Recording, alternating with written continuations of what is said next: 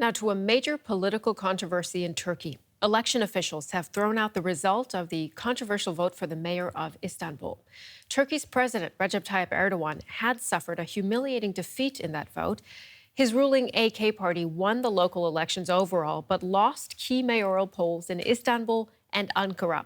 His party then challenged the legitimacy of the results. Now a new vote has been scheduled for next month. DW's Turkey correspondent Dorian Jones is standing by for us in Istanbul with the latest. Hi, Dorian. President Erdogan says that the opposition won this mayoral election in Istanbul with rigging and with corruption. What evidence is there for that? Well, that has been a big criticism. There doesn't really appear to be that much evidence. Erdogan says there's been systematic corruption and voting irregularities, but not really much to back those claims. It does appear the central thrust of their case against this vote has been that around 40,000 people voted who were ineligible.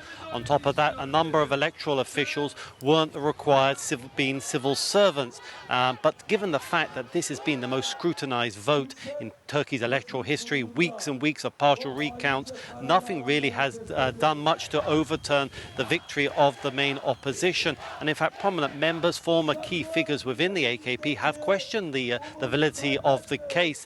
And I think up until now, Turkey's electoral board had rejected a number of other attempts by the AKP to annul this vote. They were rejected. It took the president's speech this weekend to basically demand the electoral board to overturn it, that it did appear to finally acquiesce to his calls. And this will add to further questions and doubts over the impartiality of Turkey's electoral board that administers all Turkey's elections. Dorian, there will be a new vote held on June 23rd. What are Erdogan's chances of winning that rerun? Well, it's going to be very hard. He will face a galvanized opposition who are outraged over what they say is an egregious act of taking away their fair and square victory. On top of that, it's believed that the Istanbul AKP party is deeply divided over this move to annul the vote. There are many voices of dissatisfaction, the feeling that the country needs to move on and address the key problem of the economy. Now, on top of that, it is the economy that is going to be the biggest challenge. Soaring unemployment, food inflation running at over 30%, and a tanking currency. And there is going to be growing concerns as to what will Erdogan do to change the narrative, to give him a chance to win. And this is adding to fueling concerns that have already led to further falls in the Turkish currency and the fear of political and economic chaos as this election unfolds. Dorian, it's hard to underplay the significance of this. The president and his party refusing to accept the results of a vote that they lost. What does this mean for Turkey's democracy? Well, since 1950, Turkey has had free and fair elections. There's been a democratic consensus across the political spectrum that parties accept the verdict of the voters, and there are these exchanges of power.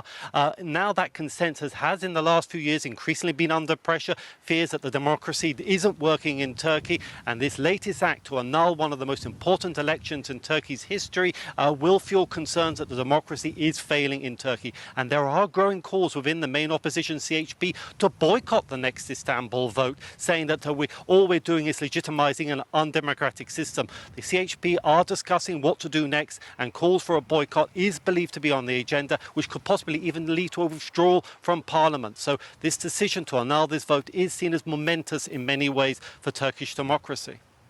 Dorian Jones reporting for us from Istanbul. Thank you, Dorian.